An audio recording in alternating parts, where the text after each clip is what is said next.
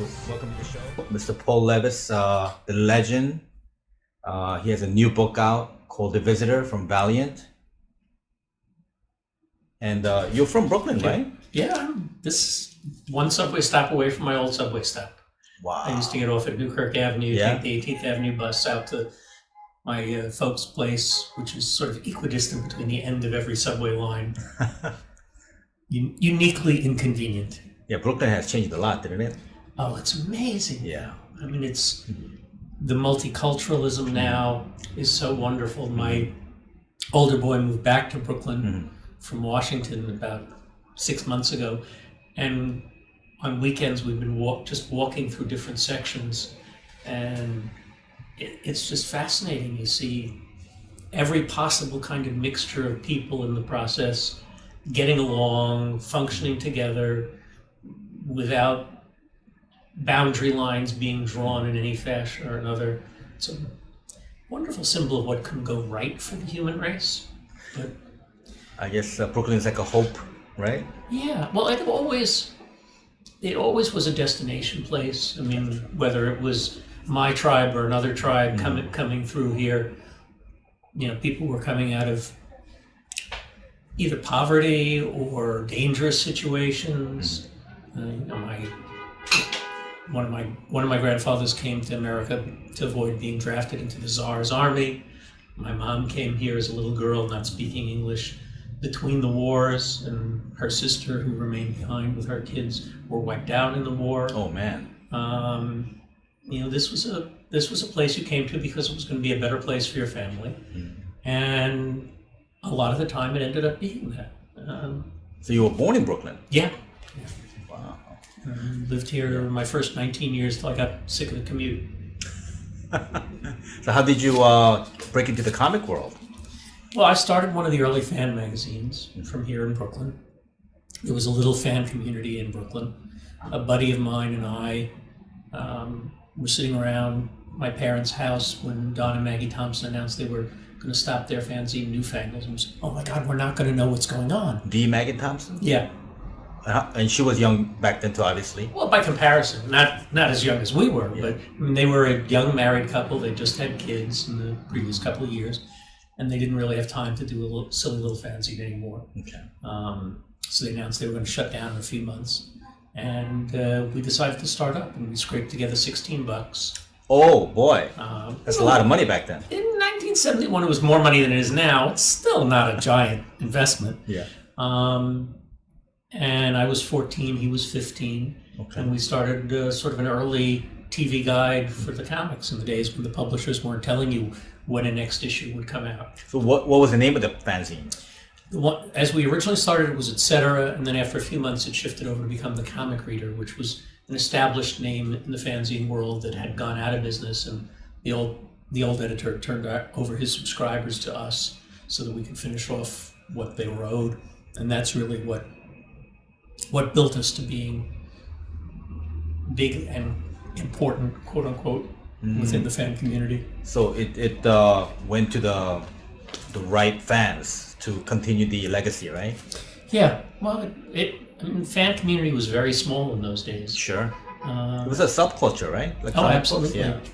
Yeah. You know, it was hard to find each other. Yeah. The whole world of comics was so much smaller. Of course. You Yeah. know, Sure. all of the creators practically in the whole country who worked on American comics were here around New York because you didn't have FedEx, you didn't have digital transmission of art. Right. Oh. So you couldn't use artists from overseas without tremendous challenges of getting the material back and forth. There was phones, but there was no cell phones yet. It was too early. There weren't cell phones, and just a long distance call was expensive. Yeah, and internet was just a dream away. You know, I think maybe the DARPA guys who were coming up with it understood the theory, and maybe they had linked a university somewhere, but it was science fiction for real people. Wow. You know, if you look back at the early fanzines we did, they looked like they were put together by idiots, because the whole desktop things that you can now do so easily weren't available. We were working with rubber cement and typewriters and pasting down. Oh, it was cut and paste? Oh, absolutely. And back when cut and paste meant you cut and then you pasted it. But I'm sure there's some nice nostalgic look to it, you know? Well, there's a magic of the age, and it's certainly wonderful for those of us who were part of it to look back on it. Yeah. But you judge it by modern standards, like, was this like a week after they were carving it in stone and with chisels? No, I'm sure it's not. So that took place in the basement or like an office? Well, originally it started out in my bedroom, and then my folks had a one-family house that had a studio in the basement that they rented out to a tenant. And after the thing started to get some traction, I got them to toss the tenant out and took over paying for the basement myself out of the fanzines. That was a big profits. move. That was pretty good for a 15-year-old kid. Yeah. Well, back then I think the real estate rent was affordable. Now, forget about it. It was $100 a month. That was heavy enough at the time. Yeah, it was pretty penny back then. Yeah. But it was cool. It became a gathering place for a lot of the young people who were coming into New York to break into comics, and we had a lot of fun. Any like faces that came into that office that you could share? Well, both the fan guys who were around there, probably the most notable would have been Tony Isabella or Scott Edelman, both of whom were young as assistant editors or editors at Marvel, young writers at Marvel. Scott still does a great podcast himself, Eating the Fantastic, where he interviews people over dinner, science fiction and comics people. Tony was the guy who created Black Lightning. These days a TV show, but one of DC's earliest characters of color. I remember Don McGregor, being at one or another party or something that I had there. I think he did the very first trade paperback or graphic novel, I believe. Depending on how you argue, one of the first graphic novels done just for the direct market, Saber, with Paul Levitz. Great book. Yeah. Good guy. Yeah, very nice Brooklyn guy. Yeah, I see him once in a blue moon. Yeah. Brooklyn had a decent little fan community. There was a wonderful used bookstore half a mile down Flatbush from here called My Friend's Bookstore. And it had started out as a pure used bookstore, but had like a wall of boxes of comics. Really? Okay. And originally had started selling old comics for less than cover price because they were used. Gotcha. By the time I was a kid going there, pretty quickly they'd caught on to the idea that they could charge a little more for some of those things.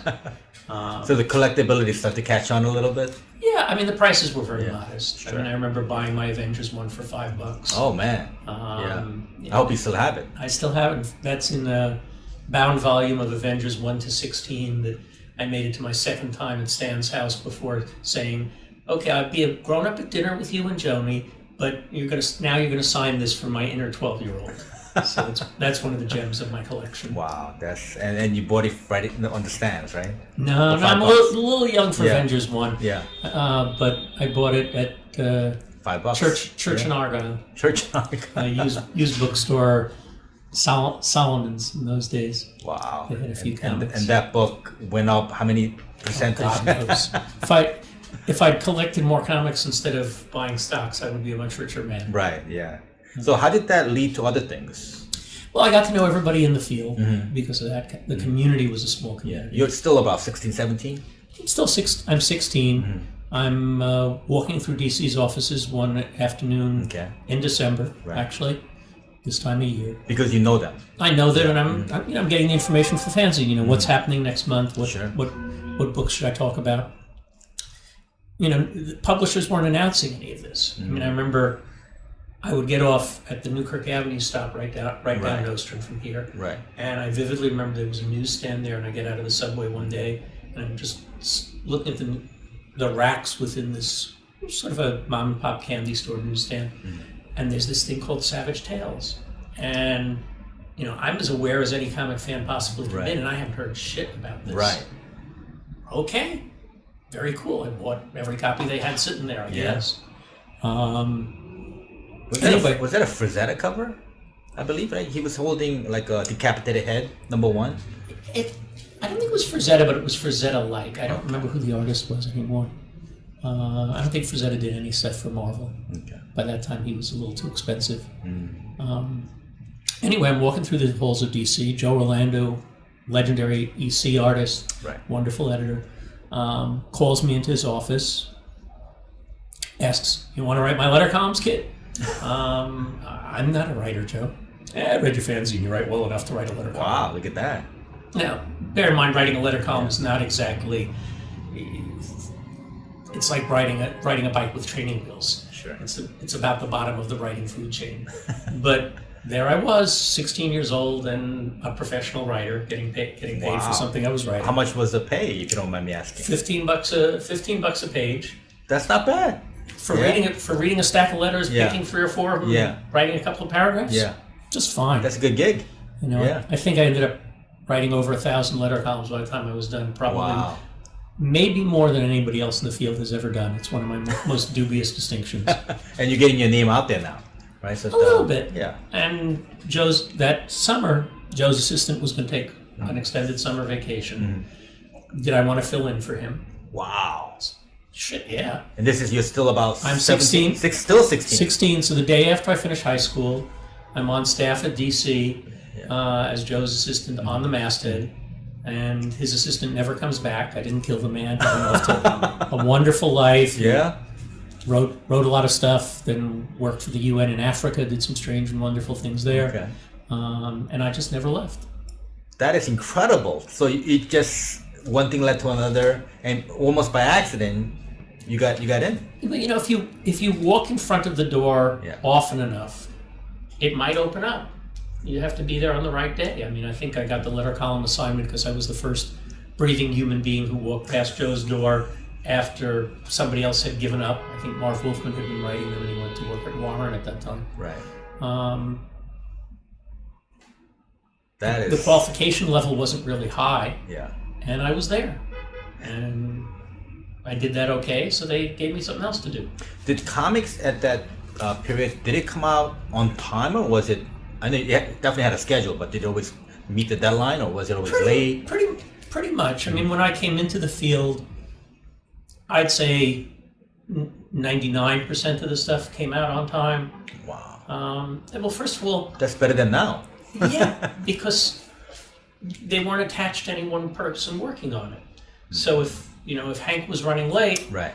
they said, "Oh, we got that guy Zane. He's never done any of this, but he's alive. He's breathing. Let him jump in and do it instead." Okay. So there was no bullpen, it was just like a community effort? It was all free. It was all the writing and art was all freelance in those years. There was a small bullpen set up within the offices to do art corrections or lettering corrections or things like that, but not anything like the legendary bullpens of the 40s when they had Right. star artists working in the offices. Right. The rents were too high in Manhattan by that point. But everybody was around here. It was a very small community. There were maybe 200 creative people in America working on comics. Right. 95% of them living within a 30, 40 mile radius of New York City. So you got to know everybody, and you were part of the same social group, whether mine was a regular poker game, somebody else had a regular volleyball game, and just you all hung out together and you did all this stuff and had fun. That's a nice community. Very tight-knit. It was lovely. Yeah. I mean, it's one of the things, comics overall are at a better creative time by far than they were in the 70s. But one of the things we traded off in the process was losing that kind of close-knit community. Yeah. Now it's about agents, Well, fees. the good news is it's now possible to make a lot of money in the field. Yeah. Most people don't, but it is possible. So it's worth the time of an agent or a lawyer to deal with all of that. Right. And people are more careful about their rights and their contracts, as they should be. Then they have contracts. I mean, in 77, I guess, I wrote the first industry standard contract for a publisher at DC. Prior to that, almost everything in the field was done simply on a stamp that used to be on the back of the checks that basically said, here's the check. By cashing it, you give up everything, including your first or second board. We'll be by to pick the kid up. Just let us know. Wow. So no artists. It was not a very favorable world for creative people to work in those years. I mean, you made a decent middle class living if you were working regularly, but the creative freedoms were very limited, and the share in any upside from anything that you might create was very limited. We changed a lot of that in the 80s in the business, instituting royalties, instituting equity in characters that you created, and it made it a system that helped grow it into the world of the graphic novel today, where if you create something that people are still reading 20 or 30 years later, you can still be getting checks 20 or 30 years later. Right. Which is much more like the rest of the world creatively works, and much more honest. Right. So, but back in the day, I guess late 70s and early 80s, how were the artists, writers, and artists perceived? Did they have any status, or were they looked down upon, or? Well, it depended on who you're talking about. The look down upon period really is much more the 1950s. In the 1950s, when there was so much of a push against comics as corrupting children, right? The artists would tell stories. Well, when I go to a party, if I'm chatting up a gal, I'm an illustrator, and if I'm making headway, maybe I'm a children's illustrator. And then if it's getting a little serious, I'm a children's magazine illustrator, but I'm not a comic book artist till I got him home in bed. Oh, that's funny. That's the deal breaker. That you couldn't risk it being a deal breaker. Yeah. I don't think that was true by the 70s. By the 70s, the largest bit of the, what would you call it, onus was off being a comic book creator, but it wasn't a cool thing. It was just a strange thing that you happened to do. Right. I mean, you do those? Do they still publish comics? Right. And the artists always had a special magic because they could sit there and just sketch you, and that was a very visible form of, oh, that's cool that you can do that trick. The writers didn't have that going for them. That's true. But we talked well, so we had our own tricks. So when did the comic convention scene start up? Was that? Well, the first comic convention is in New York in '64. 64. Is that Phil Suling or? Phil was there, but he wasn't running them yet. Okay. First one I go to is '71. By then, Phil was running it. We had 3,500 people at that convention. That's a lot. That was the largest that had ever been up until that point, and we didn't think it could get any bigger. Well, how did you guys advertise? Just comic books or newspapers? Little bits in the fanzines, lots of word of mouth. Wow, 3,500 people. That's a one-day show. No, that was 4 days. 4 days, 3,500. Yep. And New York Statler Hilton. that's now the you know what? Pennsylvania That's Hotel. a lot of risk. Not knowing you didn't have any past performance.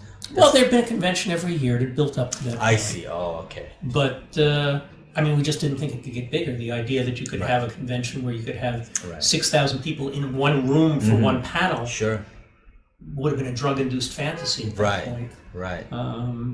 The costume parade was 30 or 40 people, not thousands of people in costumes. So there was cosplay back then? Not in the sense that there is now. Right. More homemade, more basic, right? Yeah. Yeah. But still, that's absolutely terrific.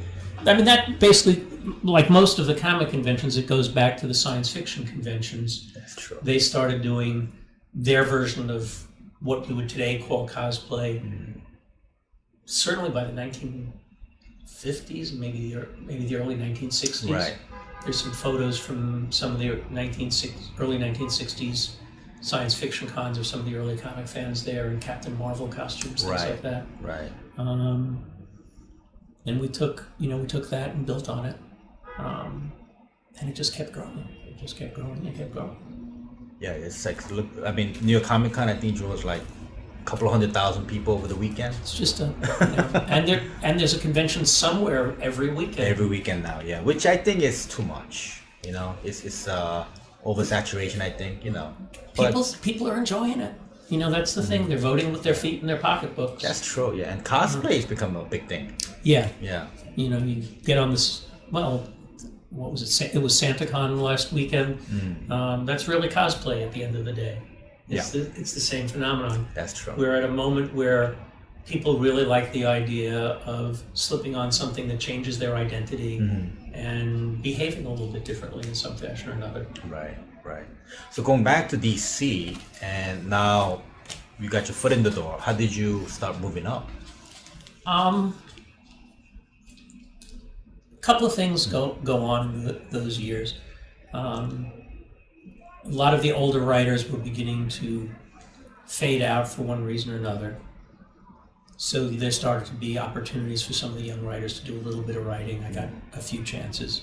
Sometimes it was literally because they died. Oh, boy. Hey, these things happen. Bill Finger was writing mystery stories for us, and in those days you could submit your bill before you submitted the work and have the check waiting. So if Bill comes in on a Friday, there's a check waiting for him for 2 short stories. He's only got 1 finished. It's like an advance, almost. Well, it's ready. It's an on-delivery check in theory. You're supposed to bring the work in, you get the check that day. Gotcha. But he only had 1 of the 2 stories. And my boss was out. I'm on deck. The rule is I'm not supposed to give it to him. Right. Yeah, but this is Bill Finger, the guy who co-created Batman and Green Lantern. Yeah. And it's also Bill Finger, who's legendary for having used every possible excuse in the industry, including having, I think, 7 grandmothers die. So that means nothing has changed since then, artistically. In that fashion, absolutely. He was the originator, almost. He was one of the great practitioners. Yeah. Great writer, too. Yeah. What am I going to do? Not give the man the check? Yeah. I give him the check, and he comes up with the best excuse of his career. Okay. He dies over the weekend. For real? For real. Oh, my God.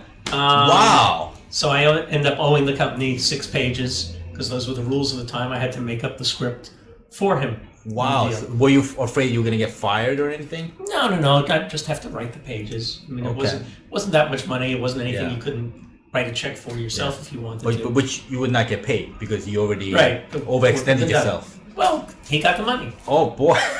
And that's okay. That's a fantastic story. If Bill Finger got $100 of my money, it's just fine. He gave me a lot more than $100 worth of pleasure over the years reading his stories as a kid. So which story was that? So I said to Joe, at that point I'd just written a few little dopey mystery stories. I said, do I have to write a mystery story, Joe? Can I do a superhero thing? So I was able to wheedle my way into doing an Aquaman story. Okay. For the back of Adventure Comics. Nice. And what year was that? 74, I guess. 74, 75. So you're still like around 20? I'm still a puppy. No, around I'm 19? still 17, 18. 17, 18, and you wrote your first story. Wow. And what issue was that? Adventure 437, I think. Wow. So that book has the distinction of you having... My first superhero story. The first story. Oh, man. That's something else. And then after that, there was no looking back. Well, I mean, it took a while. There were some ups and downs along it, but a couple of years after that, Jeanette Kahn arrived at DC as a new publisher. Okay. And again, it's hard to explain this in terms of where comics are now, where it's a much more diverse world and a much larger world. But this was the first outsider ever to be brought in a senior job at a comic company. It was a woman. Trailblazer.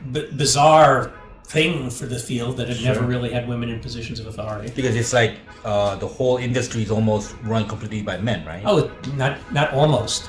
I mean, there was one woman at Dell Comics historically who'd had some authority in prior years, and that was the only woman in any position of authority at any comic book company that I'm aware of prior to this. And she was not highly visible or in the center of the comics community in any fashion. And it was a young woman. This was totally bizarre for the environment. DC had been a very insular company. Everybody had been grown from within the organization up until that time. And she begins changing things around. What industry did she come from?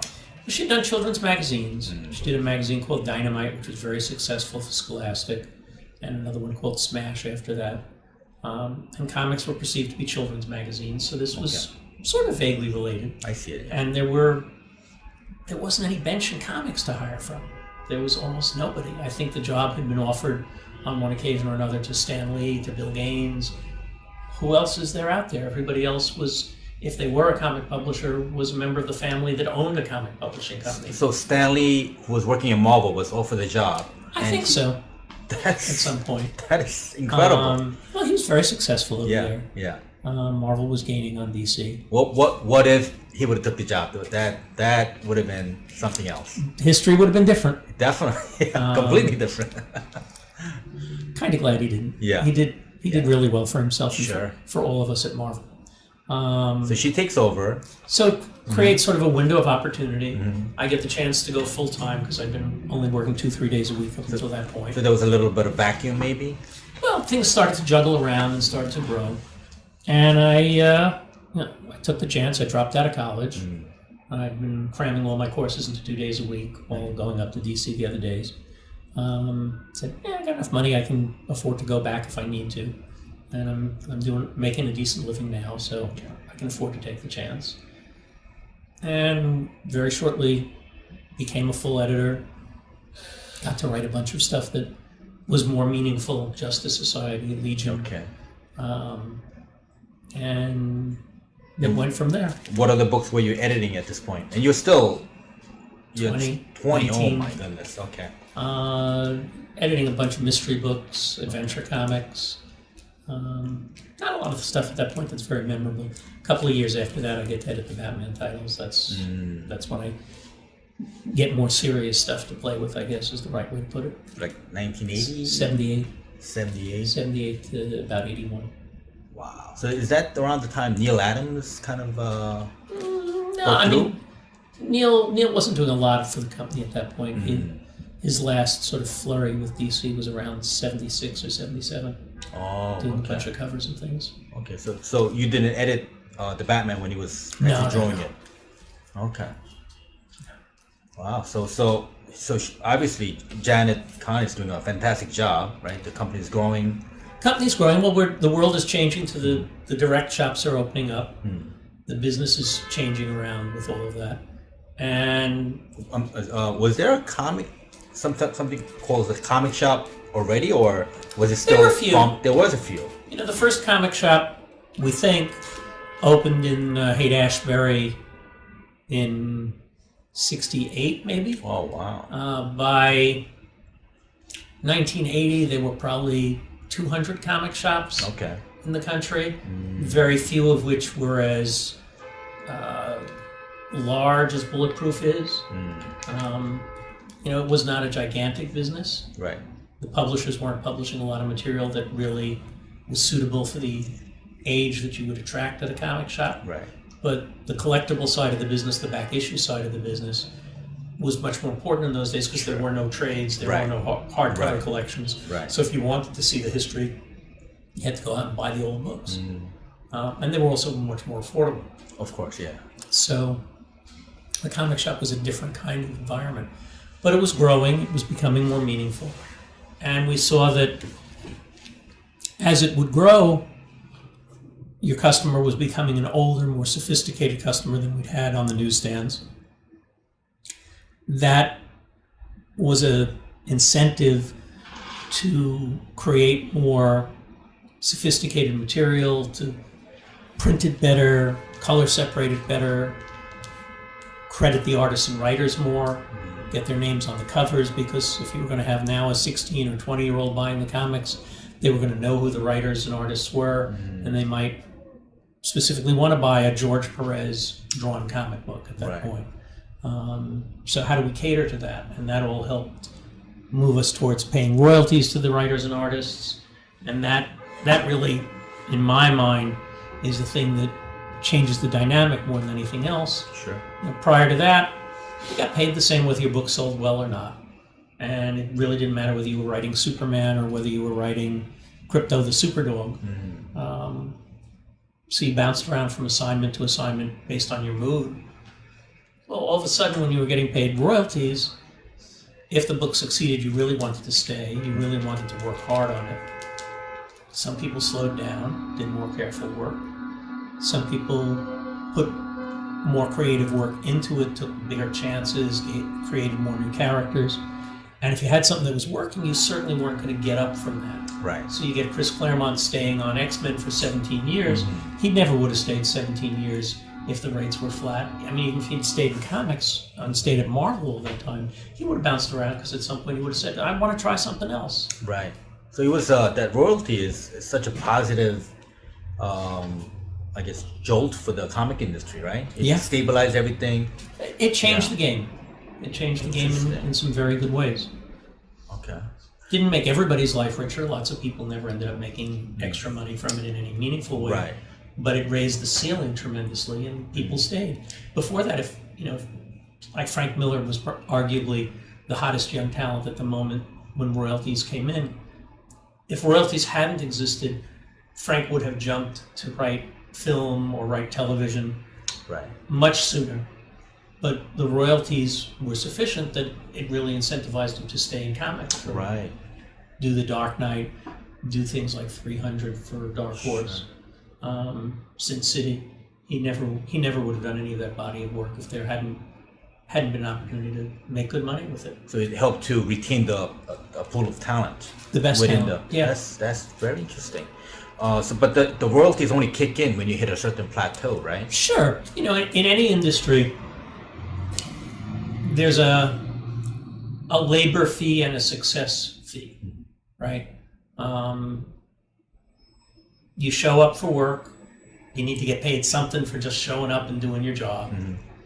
And in any creative industry, at least, if you do your job exceptionally well and the company ends up making a lot of money, you should share in that in some reasonable fashion. Right.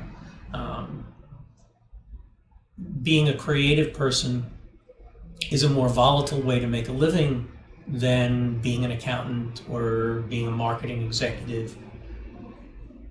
You're less certain that your income next year will be equal to your income the year before, or even that you'll have a next gig to do. So it's even more important that when you win, you win. Right. Wow, that's really interesting.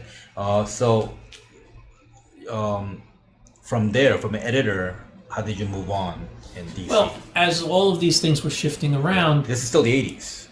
Yeah, this is late 70s, early 80s.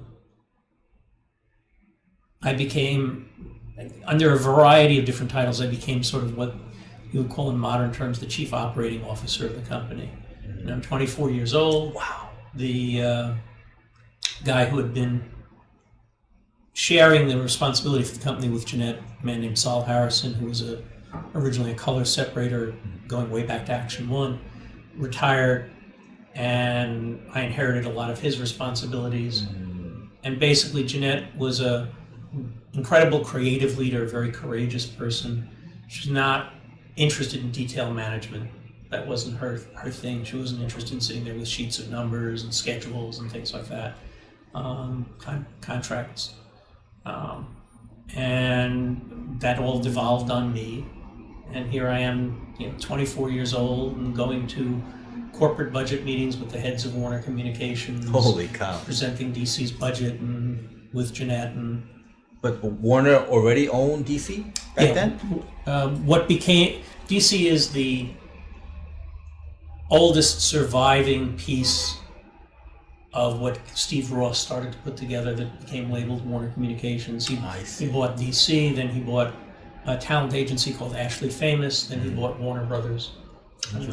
And then smushed it together as Warner Communications. Gotcha. Eventually did the deal to make it Time Warner, and then he passed away, and then went through the AOL Time Warner stage, back to Time Warner, and now is part of AT&T Media. Can't tell the players with a scorecard. Right, go figure.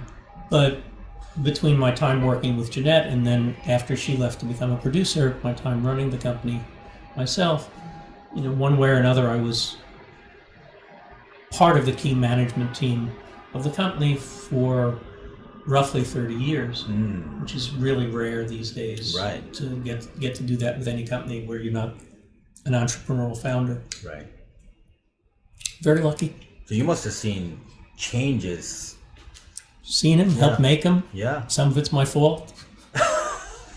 Some of the good stuff's to my credit. Some of the bad stuff's my fault.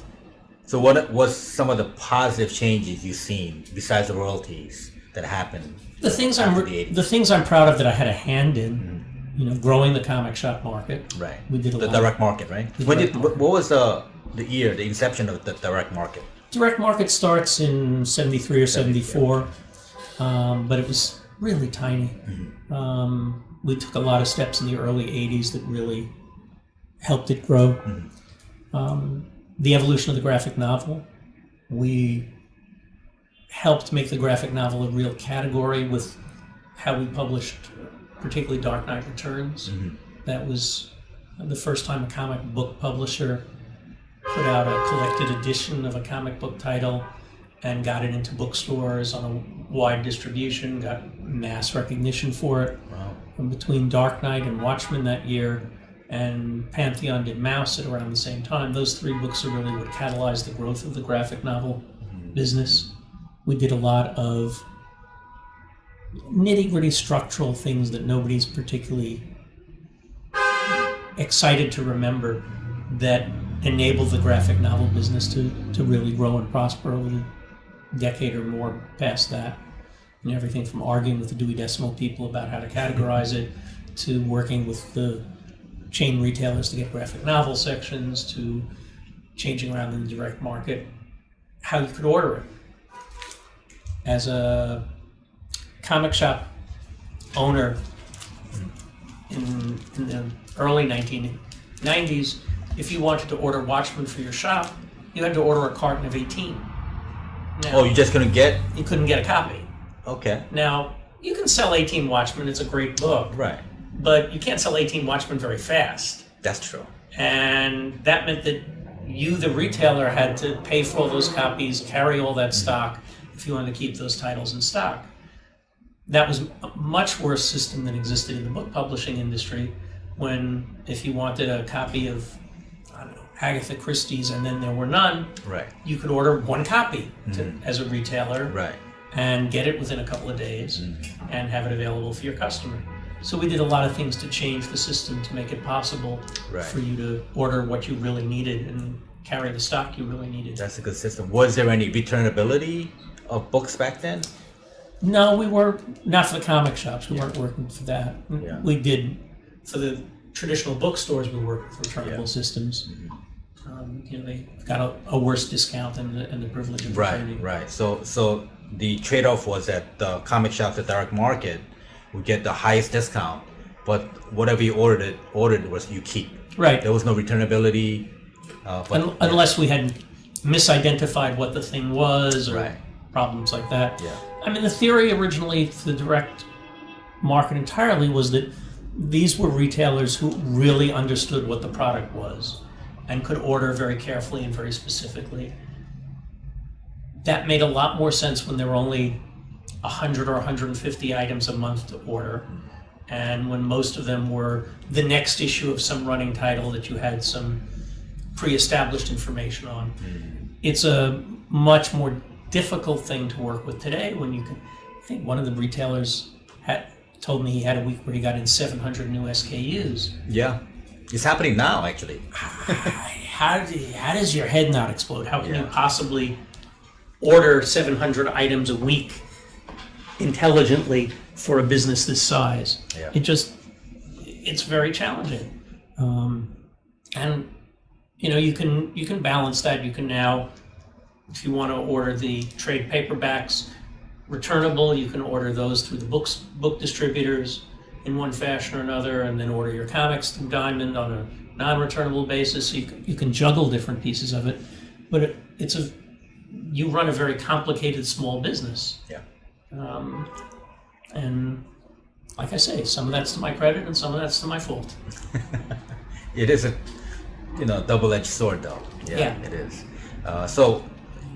So from there, how did you jump to Well, basically, head. the title changed a bunch of times when I was doing the same job for whatever it was, about 25 years. And then at a certain point, Jeanette left to become a movie producer. And I got to inherit the remaining pieces of the company. And so it was basically just a title only. You were already doing the job. Well, she was doing some things very individually, both creative leadership, certainly always, but also she was doing the creative on the movies and TV stuff, which I had never gotten involved in. And I inherited that right about the time Chris Nolan was starting up his cycle of movies, which was great fun to work with him and his team on. I'd been doing the movie deals for decades, so I knew the people and I knew the game, but I hadn't handled the creative side of it. And I lost the dynamic of working back and forth with her because we had a lot of fun as partners in crime running the shop for many years. Yeah, good team. We had a lot of fun. And I think if you look back on the 80-year now history, more than 80 years, of DC Comics, particularly the stuff that we did in the 1980s as a company, the 1980s through the early 90s, will be looked at as one of the maybe 2, maybe 3 most interesting periods in the company's history creatively. Yes. And I'm very proud of that. Yeah, definitely. I mean, the creators are like who's who of comics, Frank Miller, Alan Moore. We had fun. Yeah. John Byrne. What a time, huh? I think it could never be replicated. And as talented as the writers and artists now, I don't think we're never gonna have a time like that. You don't replicate it. You have a moment, right? There'll never be another EC Comics. There'll never be another Marvel Comics 1961 to 1970. Right. I don't think there'll be another DC Comics of the 1980s. Right. But somebody, could be DC, could be Marvel, could be some brand new company, will have a 5 or 10 year period where they'll do things that will change the business and that people will remember for decades after and say, yeah, that was a glorious moment.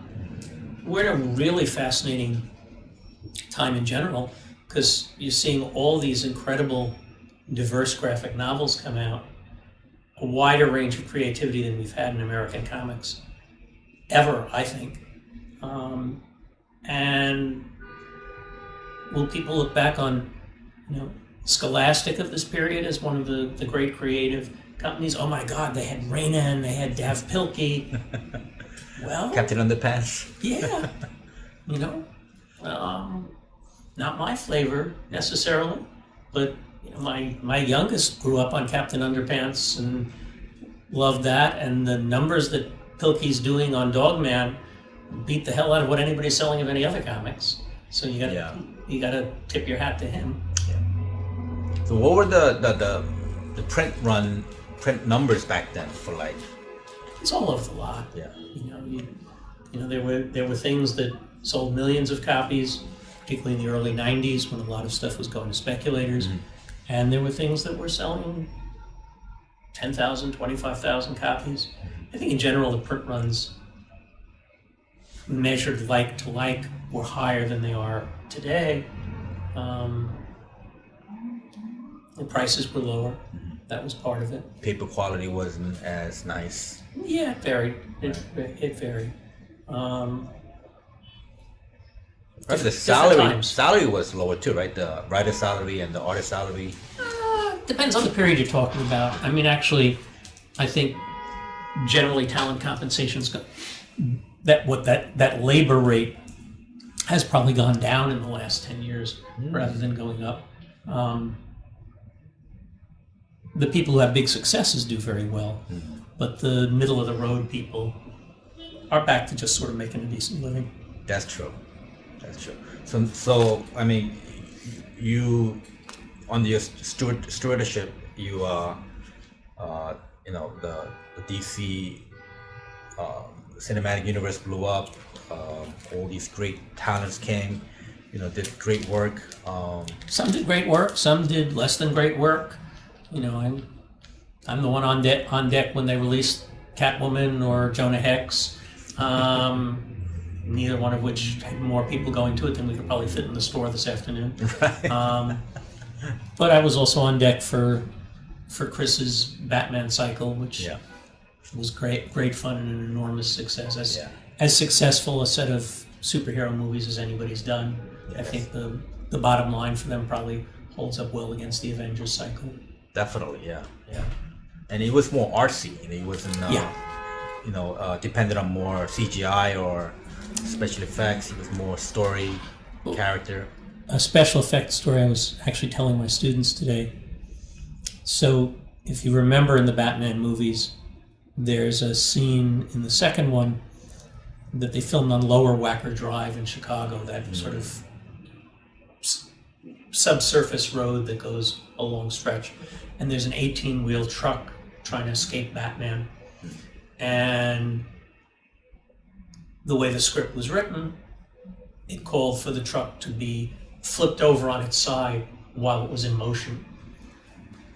Well, when that script was first presented to the special effects guys, they said, okay, we can do that in CGI. There's no way to do that in real life. And Chris said, find a way. And they went off and they came back and said, Chief, there is no way to do this. He said, no, find a way. Eventually, he got them to find a way to flip a truck over in motion. I don't know how much an 18-wheel truck weighs, but some obscene amount, and nobody got killed. Yeah. I think nobody got hurt. I have no idea how the hell you pull that off. But Chris definitely wanted it much more realistic, much less what I call video game violence than some of what's been done in a lot of the other superhero movies. Yeah, probably those first two movies rank as one of the greatest superhero movies of all time, right? I think so, but I'm prejudiced. So, you've seen a lot of changes in the industry, and after you retired from DC, how do you feel about the changes that's happening now? Well, I'm not going to offer any opinion on the changes at DC in the time since I left, because it's their turn and they're doing the best they can. Right. The changes in the industry that I look at that thrill me are the diversity of what's going on, the kinds of graphic novels that are being published. Right.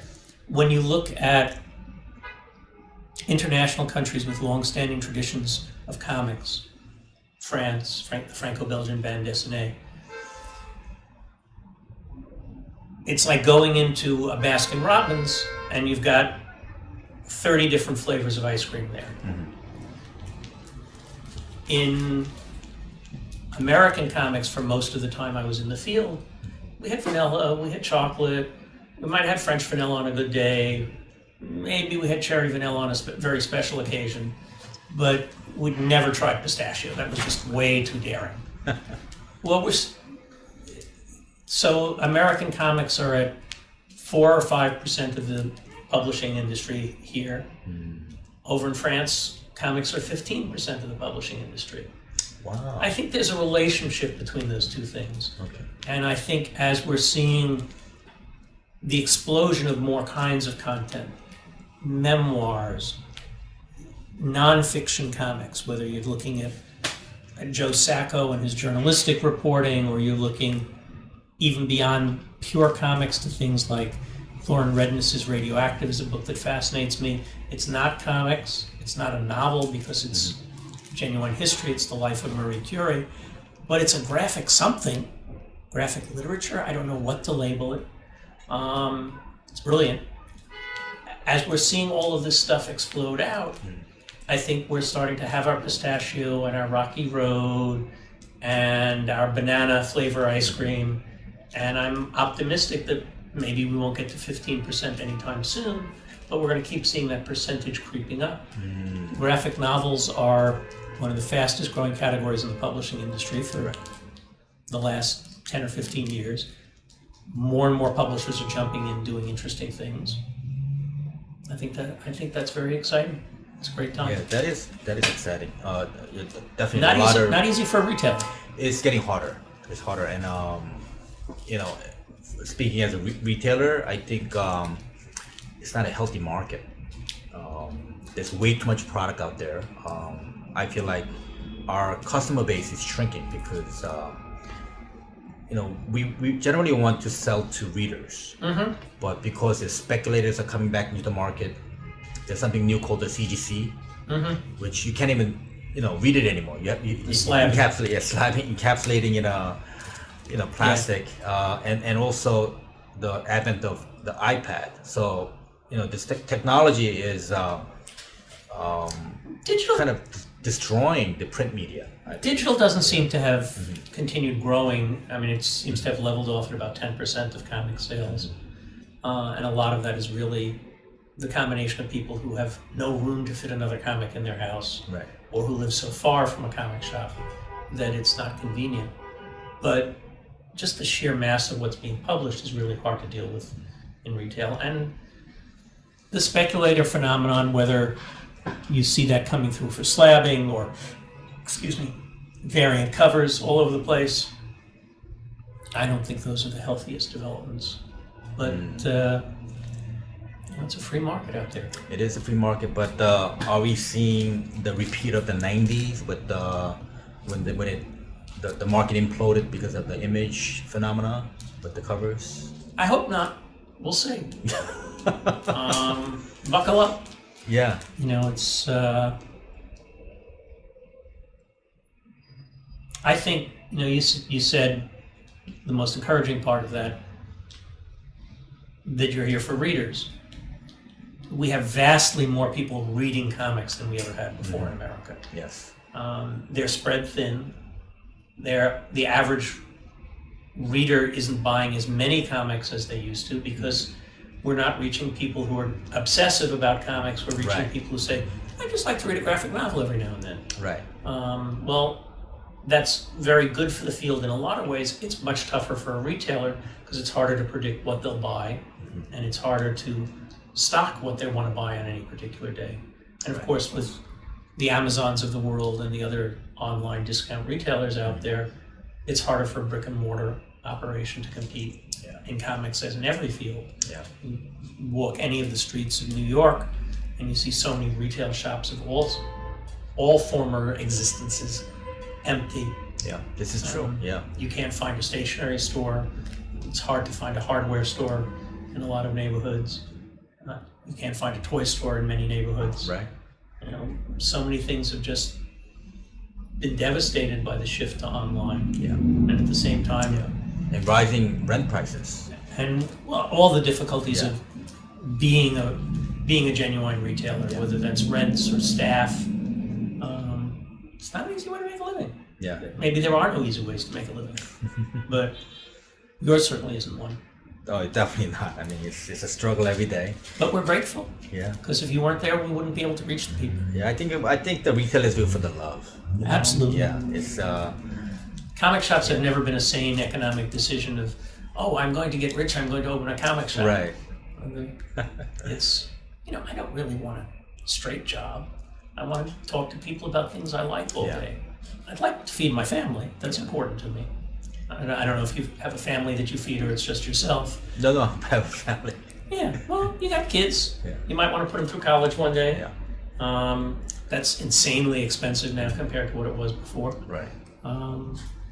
It ain't easier. No, definitely not. And another stat which is kind of depressing is I think last year we lost about 1,000 stores, comic book shops, which is a very high number. I'm not sure I'll buy that number. No, really, it's happening. It's happening. It's it's a daily occurrence, and we're losing. very, very constraining. We're losing some. I don't think Yeah. we lost anywhere near 1,000 last No? year. Okay, that's encouraging. I mean, I don't have access to as much of the data as I used to. Yeah. I mean, I think we only had 2,500 Right, maybe. around 3,000. Right. In the U.S. And we didn't lose 40% of our shops. We lost some. Yeah. And also part of that is the graying of it. I mean, you represent that remark. You said you've been in this business 27 years. Mm-hmm. The first generation people who really started comic shops as the number of shops were really exploding in the 80s and the 90s. Mm-hmm. Well, that's 30 years ago. If they were in their 20s then, they're in their 50s, some of them are in their 60s. that's a reasonable time to be thinking about retiring. Sometimes you can find someone to take over the shop. Sometimes you can sell the shop successfully, but a lot of times the shop just disappears with the person. Right. And you need some new, passionate, crazy person to step in. No, but it's you can step in if it's, if it makes financial sense, but if it's not sustainable, right, it can't exist. It has to be sustainable. Whether it ever makes sense is a whole other question. Yeah. There's a gap between sustainable and makes sense. Yeah. I'd argue. Right. If you had showed anybody what the economics of running a comic shop would be for a lifetime, and they made their decision based on that, I don't think anybody would have ever opened a comic shop. This is true. And some people had a sense of that and just said, but that's what I want to do. Right. Right. Well, we're happy. Thank you. We appreciate your masochism. That's also true about being a writer or an artist. Yeah. Right? For the most part, setting aside the Frank Millers of the world, if you are the Steven Spielberg of your field, if you're the Frank Miller of your field, if you're the Stephen King of your field, as a creative person in America, you can make a very good living. Right. If you're a yeoman writer, filmmaker, artist, whatever it is, if somebody presented you with, this is what you're going to earn over your lifetime, this is what it's going to be like, and you sat down with mom and dad and said, okay, this is the career I want, look and see, this is how it's going to work. They would have said, are you out of your mind? I have two of my kids who had no interest in comics and who are absolute professionals in their different fields, and I know are set for life. Okay. My third, who liked comics, likes film, likes creativity, is in the film industry. He's doing well. Everything's fine. But I don't know that he will be fine for his whole life because he's in an industry that is volatile. That's true. And he's making a living now, but will he be doing that tomorrow morning? Right. Maybe. Yeah. He may be a terrific success in the field. He's smart. He's hardworking. He's doing well so far. Fingers crossed. Right. But he's taking more risk than my other two. Yeah, that's a great point. Yeah, and it's so similar. The film and the comic industry is so similar. Any creative field, and that's true. Acting, voice acting, whether it's auditioning or submitting pitch proposals. Being a writer, writing short stories, writing your first novel. How many hundreds of first novels are published every year that nobody reads? That's true. I think the statistic that I saw a while ago, I teach in Pace's Masters in Publishing program. I think the statistic was that there were 1 million ebooks published last year. Wow, that's a big number. Most of them were read by the author and their mother. Okay. Maybe 3 or 4 close personal friends. Not that they're necessarily bad books, but they don't have the marketing muscle of a publisher behind them, and they didn't have anything unique about them, and they just go out there and they disappear into the zeitgeist of the world. Right. That's true in every creative field. How many movies did nobody go see? Right. Every week you listen to TV and you hear, whatever it was, last week Frozen was in its 3rd week as #1. They don't emphasize, and this movie came out and about 12 people went to see it. But there's always something on that list. Right. So basically what we're going through is almost like a same cycle, just repeating itself? It's a natural dynamic of the creative arts, I think, on a lot of levels. The business model issues are somewhat peculiar to comics, but it's not that different from the rest of the creative world. Right. All right, so going back to comics, this new book, Visitor, is it science fiction? It's a little bit of science fiction. It's structurally a mystery story, what I like to call a layered mystery. So going back to your mystery roots. A little bit. Fred Pierce, who's the publisher of Valiant these days, is an old friend, and he asked me to come on board and write something. And I guess from Valiant's point of view, the goal was, listen, you have some readers who aren't regular Valiant readers. Maybe they'll come and they'll try something that you wrote. Sure. And hopefully you'll write something that our regular Valiant fans will enjoy, but maybe you can bring in somebody else. So I tried to write a story that is an interesting and rewarding mystery for people who don't know anything about Valiant. Right. And if you do know a fair amount about Valiant's mythology, you may be able to pick up on the Easter eggs and the things that tie into that mythology before it's revealed and before you get to the connections made obvious in the process. Okay. They found a real artist that's amazing, like a very anime background. Got very lucky. Yeah. There's a young woman named MJ Kim who had done a little bit of work for Valiant already. This is, I think, her first major series for them. She's a New York kid. Okay. And Brooklyn, right? No, she's Bayside. Bayside, Queens. Okay. A little classier. Little classy. I don't know. Brooklyn is pretty expensive maybe now. these days. And part of the joy of that is she's really been amazing about going out and doing site visits and really seeing the thing visually. It's very much a story set in the New York area. Yeah. A lot of realistic settings, a lot of use of the city as a character. I see. Yeah. And MJ's really busted her butt getting all of that right. A beautiful shot of the Brooklyn Bridge next issue as they're driving across it. Really interesting artist. I think she'll be a name to be reckoned with in the field. Yeah, I see it because her storytelling kind of flows. Yeah. Like very cinematic. Yeah, excellent artist.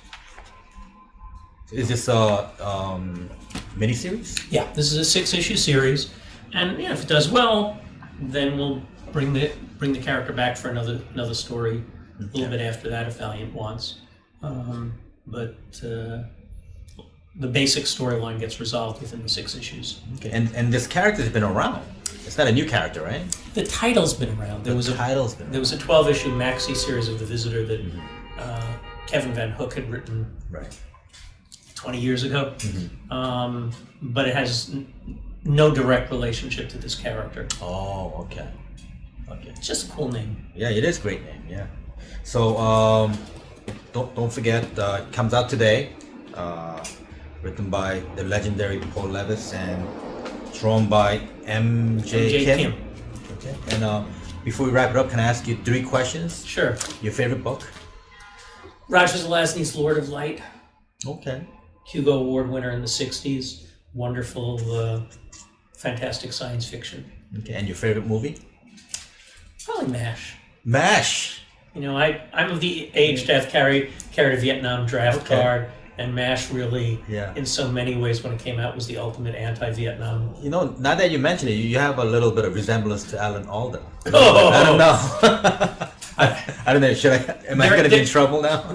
Yeah, I think you better get your eyes checked. Okay. Yeah. Sorry, guys. Okay. And your favorite food? Probably veal parmesan heroes. On Heroes. Okay. Wow. Okay. Thank you so much. Little Venice on Utica Avenue near Church. Yeah. Okay. I gotta try that. Back in the day, I don't know if they're still there. I imagine they're not. Yeah, I think the whole neighborhood changed. It's more Caribbean now. So. Yeah. All right. Thanks again for being so gracious. My pleasure. Now we're gonna go down to the signing, right? Absolutely. All right. Thanks. Thank you so much.